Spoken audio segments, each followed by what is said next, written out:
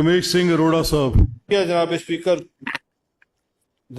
आज क्योंकि बड़ी ओपन डिस्कशन हो रही है तो अब मैं चाहूंगा कि अब मेरी बातों को भी बड़े खुले दिल के साथ सुना जाए और अपनी गलती को हमारे इलेक्टेड एमपी साहबान भी माने। क्या ये सिर्फ आज का ही दिन है? सबसे पहले तो जनाब speaker, let me appreciate you.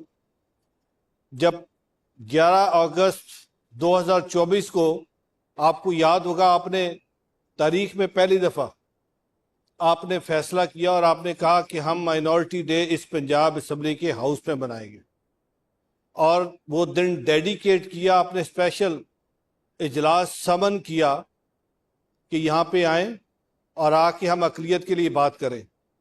आज मेरे एमपी साहबान को मेरा वो डिपार्टमेंट जिसका बजट किसी दौर में 50 करोड़ था, जनाब स्पीकर आपको याद है, हमने इकट्ठे, मैंने 2013 में जब पहली दफा एमपी बना था 50 करोड़ बजट होता था, और मैंने ही पंजाब असेंबली के अंदर खड़े होकर सवाल किया था जनाब स्पीकर कि क्या मसला है जहां पे अकलियत की आबादी शुरू होती है विद वेरी हैवी हार्ट, हमारे मुस्लिम एमपी का तरक्याती बजट वहां पे खत्म हो जाता है।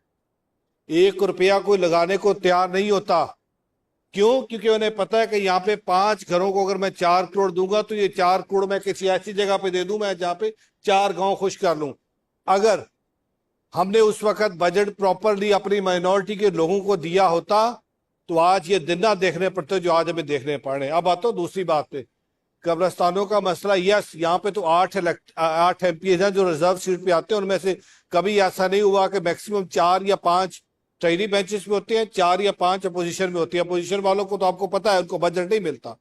अब सवाल ये पैदा होता है कि ये कब्रिस्तानों का मसला आज का नहीं है जनाब स्पीकर, ये वो सोच है, ये वो रवैये हैं जो रवैये आपने खुद उन रवैयों को कंडेम किया, जो रवैये आज भी ये कहते हैं कि जब सफाई की बात हो, जब सुथराई की बात हो, जब जैनिटोरियल सर्विसेज की बात हो तो हम एक खास मजहब के लोगों को या अकलियत के लोगों को टैग करते हो उस प्रोफेशन के साथ।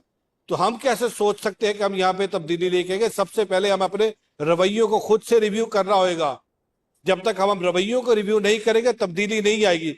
अब आते हैं अकलियती डिपार्टमेंट। जनाब स्पीकर, मेरे डिपार्टमेंट का वजूद ये इस बात की अक्कासी है जो आपने खुद फरमाई कि अकलियत के बदतरीन हालात है। यस, मेरा डिपार्टमेंट की मौजूदगी यही है, और चीफ मिनिस्टर का यहाँ पे खड़े होकर ये कह के जाना कि अकलियत मेरे सर का ताज, और पिछले 2 साल में इस डिपार्टमेंट का बजट 300% बढ़ा दिया। पिछले 78 साल का जो एक बैकलॉग है उसको मैं 2 सालों में तो नहीं कर सकता, बट स्टिल आपने कब्रिस्तानों की तरफ निशानदेही की। जनाब स्पीकर, आपने मुझे पहले भी कहा था, मैंने इससे पहले अर्ज की कि चीफ मिनिस्टर पंजाब की वाज़िया हिदायत आ गई है।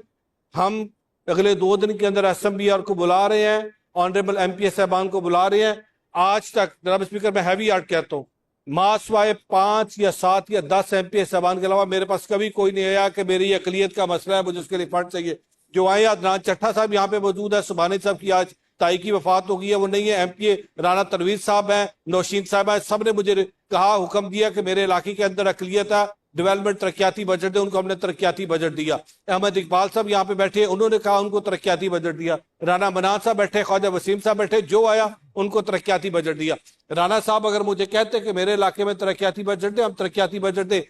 सवाल ये पैदा होता है कि हम खुद क्यों नहीं करते? क्या तरक्याती बजट सिर्फ एक मिनिस्टर माइनॉरिटी के पास मौजूद है? आप लोगों के पास भी 30-30 करोड़ के तरक्याती बजट थे। आज आपसे भी सवाल बनता है कि आप जब वोट लेने माइनॉरिटी के पास जाते हैं, और माइनॉरिटी का वोट कुछ कॉन्स्टिट्यूएंसीज के अंदर डिसाइडिंग वोट है, बताएं कितने एमपीएस ने आज तक अपने डेवलपमेंट फंड में से कितने ने अपने तरक्याती बजट माइनॉरिटी को दिया? 0 जनाब स्पीकर, 0।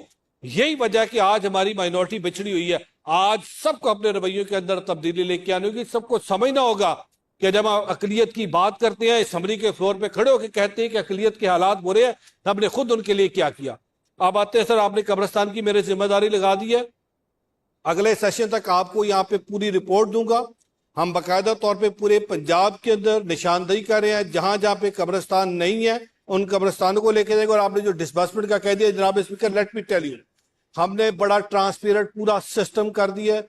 किसी के इख्तियार में नहीं है, चाहे वो DC है, चाहे वो कमिश्नर है, चाहे वो मिनिस्टर माइनॉरिटी है, किसी के इख्तियार में नहीं है कि वो आइडेंटिफाई करे कि फलां को रकम देंगे, फलां को रकम नहीं देंगे। हमने इसको ऑनलाइन सिस्टम कर दिया है। माइनॉरिटी कार्ड पे या क्रिसमस ग्रांट के लिए या ईस्टर के लिए वो अप्लाई करते हैं, क्राइटेरिया में मीट करते हैं, हम उनको ग्रांट देते हैं। सो इसमें हमने इन्वॉल्वमेंट जीरो कर दिया। मेरी तमाम MPS साहबान से गुजारिश है कि अभी 25,000 हम मजीद माइनॉरिटी कार्ड देने जा रहे हैं, आप लोगों को अप्लाई करवाइए। जो उसमें क्वालिफाई करेगा, जो उस क्राइटेरिया को मीट करता होगा, हम उनको उसमें लेके चले जाएंगे। जहां तक इक्वल अपॉर्चुनिटीज की बात है, जनाब स्पीकर, 5% जॉब कोटा है, अप्लाई करवाएं।